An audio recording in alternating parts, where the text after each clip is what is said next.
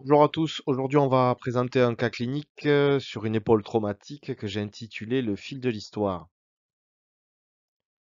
Il s'agit d'un homme de 32 ans ayant présenté il y a 2 ans un AVP sévère avec plaie délabrante de la face antérieure de l'épaule.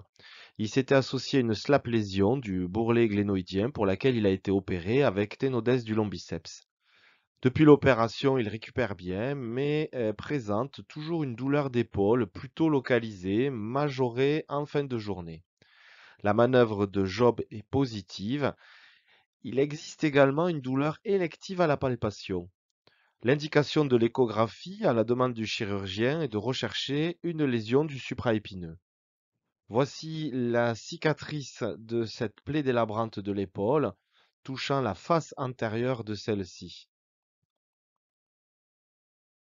On commence l'examen par une échographie de la gouttière bicipitale avec une coupe axiale sur le tendon du lombiceps. On place la sonde de manière horizontale et on retrouve le lombiceps dans la gouttière avec, vous pouvez le voir, deux petites images ici, punctiformes, hyperéchogènes, qui correspondent probablement à la ténodèse.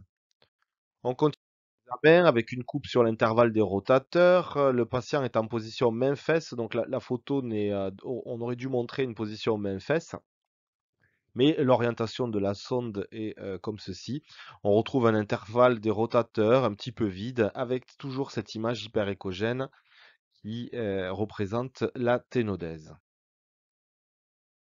Voici une coupe axiale sur le tendon du lombiceps avec visualisation de la ténodèse. Ici, le tendon du subscapulaire. Et en évaluant ce tendon,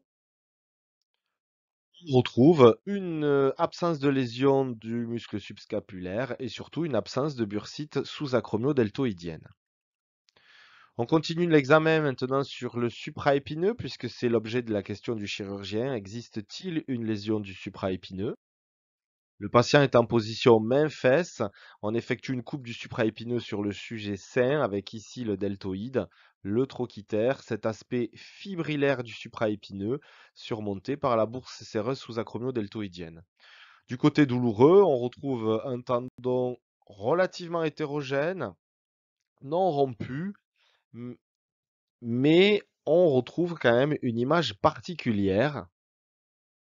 Voilà, on zoome sur cette image particulière qui représente deux petits piquetés hyperéchogènes surmontés chacune d'un cône d'ombre postérieur.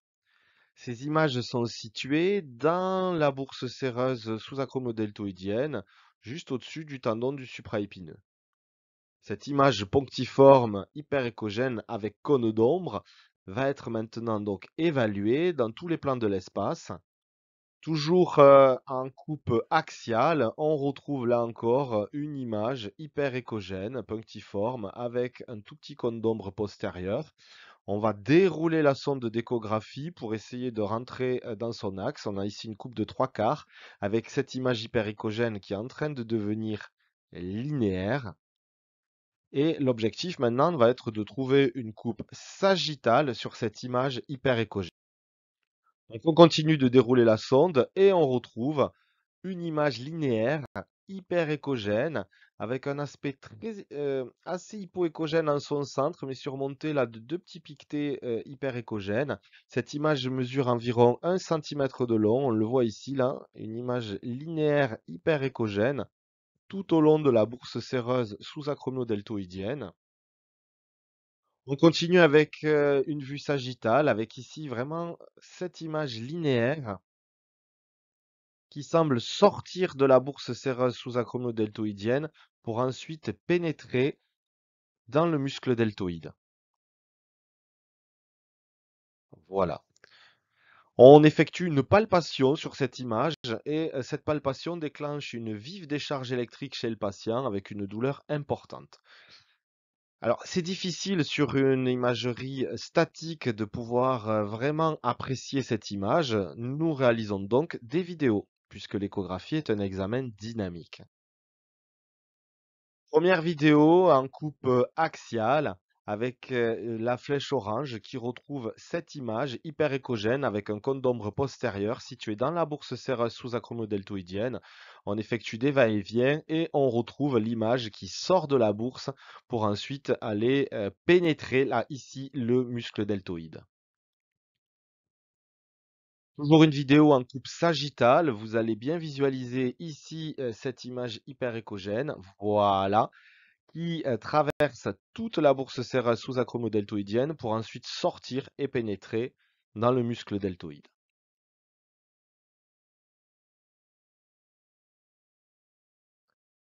Une image relativement épaisse, traversant la bourse et s'insérant dans le deltoïde. Et on peut même constater que cette image revient jusque dans les tissus sous-cutanés. Une autre vidéo, toujours en coupe sagittale, traversant la bourse. Ensuite, elle devient coudée pour traverser le deltoïde et rejoindre les tissus sous-cutanés. Voilà, on peut visualiser ici la totalité de l'image, plusieurs centimètres, qui traverse la bourse séreuse sous-acromodeltoïdienne, le deltoïde, puis les tissus sous-cutanés. Alors la question qu'on se pose, c'est quel est ce diagnostic? Quelle est cette image? À quoi peut correspondre cette image hyper échogène? Et là, il y a un déclic qui se provoque au niveau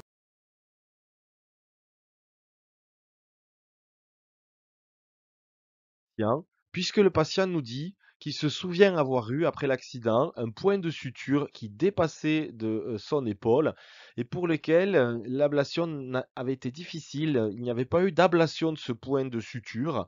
Ce point de suture se situait ici, ce qui correspond exactement à la localisation provoquant la douleur exquise à la palpation. Cette douleur est majorée en fin de journée, probablement par irritation de la bourse, puisque ce fil de suture est dans la bourse séreuse sous-acromodeltoïdienne et va rejoindre jusqu'au tissu sous-cutané. C'est un patient qui est travailleur manuel, donc au fur et à mesure de sa journée, ceci doit provoquer une irritation. Et donc en fin de journée, les douleurs sont majorées du fait de cette irritation. Conclusion, on n'a pas de rupture du tendon du supraépineux, mais une image hyperéchogène qui correspond très probablement à une suture, un fil de suture non résorbable d'environ 1 cm qui est situé dans la bourse séreuse sous-acromodeltoïdienne, s'étendant jusqu'au deltoïde, puis au tissu sous-cutané. Nous avons donc prévenu le chirurgien pour réaliser une ablation. Merci à tous.